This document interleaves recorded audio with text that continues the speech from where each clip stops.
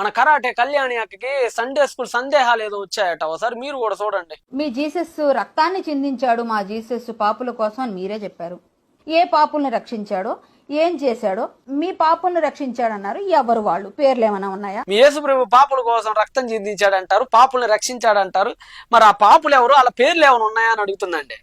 అక్కాయ్, నాకు అర్థం కాని విషయం ఏంటంటే, నువ్వు చెప్పేది ఎట్టుందో తెలుసా? రెండో ప్రపంచ యుద్ధం జరిగిందంటే అది జరిగిందండి అంటావు. ఎంతకోండి ఎన్ని కోట్ల మంది చచ్చిపోయారంటే ఇదిగోండి 2 కోట్ల మంది చచ్చిపోయారండి అని అంటావు. వాళ్ళ పేర్లు ఏందో తెలుసా అని అడిగినట్టుందండి. అంటే యుద్ధం జరిగిందా అంటే జరిగిందని చెప్తే ఎన్ని కోట్ల మంది అంటే ఏదో రఫ్ గా లెక్క చెప్తాం, కానీ నువ్వు పేర్లు అడిగితే అట్టక్కాయే. అంటే రెండో ప్రపంచ యుద్ధం జరిగిందా లేదా అని చెప్పాలంటే వాళ్ళ పేరు చెప్పాలట. అక్కడ కుదిరిద్దండి ఇదన్నీ.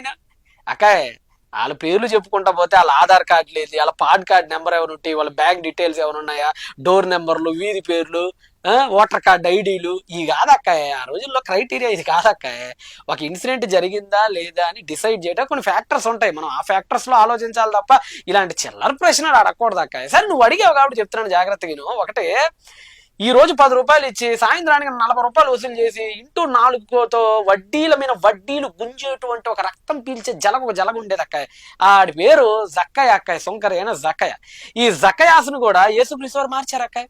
ఇల్లీగల్ అఫైర్స్ తో కొట్టుమిట్టాడుతున్న సమరిటన్ ఉమెన్స్ చాలా మందిని మార్చాడు అక్కాయ.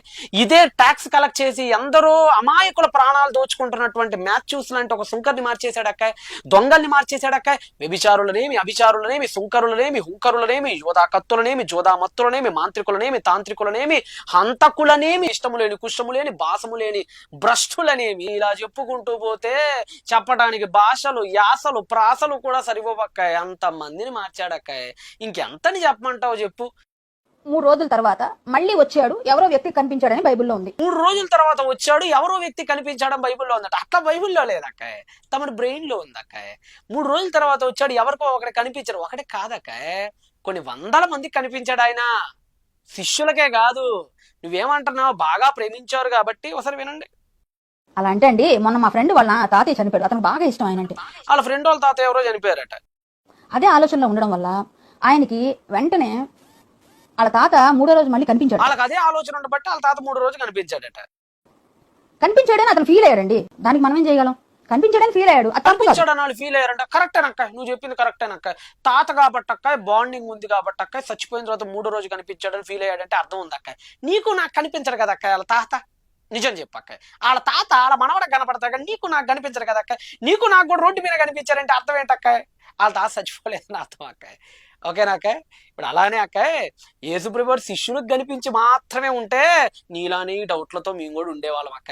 కానీ అక్క, బైబిల్ అలా చెప్పట్లేదు అక్క. బైబిల్ ఏం చెప్తుంది అంటే అక్క, ఆయన ఏనాడు చూడని ముక్కు మొహం తెలియని వాళ్ళకు కూడా ఆయన కనపడ్డాడు అని బైబిల్ చెప్తుంది అక్క. ఏదో ఒక శిష్యుడు కాదక్క, శిష్యుడు ఎవడో ఒకటి కనపడ్డాడు అంటున్నావు కదా, అలా కాదక్క. బైబిల్ బాగా చదువు అక్క.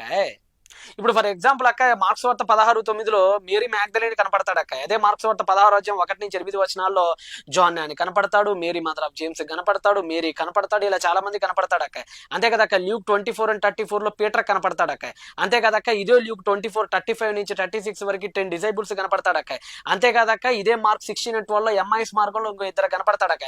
అంతటితో ఆగిపోలేదక్క. 1 కొరింథీ 15:5 కేఫాకి అండ్ ఇతర డిసైబుల్స్ 12 మందికి కనపడతాడు అక్క. అంతే కదక్క, ఇదే 1 కొరింథీ 15:6 మనం చూస్తే ఏకంగా ఒకేసారి 500 మంది కంటే ఎక్కువ మంది కనపడతాడక్క. 500 మందిలో కనీసం ఏనాడు వాళ్ళ యేసుప్రభు ముక్కు మొహం కూడా డైరెక్ట్ గా చూసుండ్రక్క.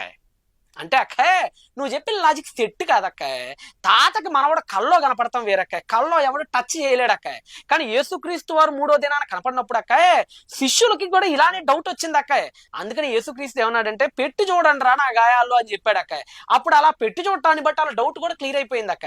అక్క, కళ అయితే ఎవడో ఒకడికి, 2కో, 3కో, 4కో, 5గురికో కనపడిందంటే ఒక అర్థం పర్థం ఏడిసింది అక్క.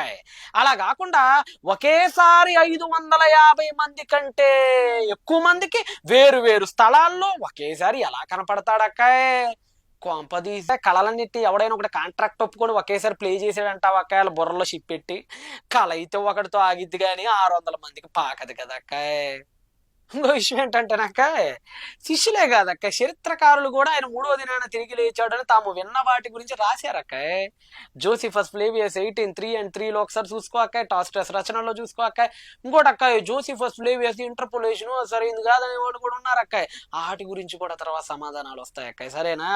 కాబట్టి అక్క, కళ అయితే మనవడికో మనవరాలకు కనపడిద్ది, కానీ 500-600 మందికి ముక్కు మొహం తెలియని వాళ్ళకి ఒకేసారి వేరు వేరు ప్రాంతాల్లో కనపడదు కదక్క.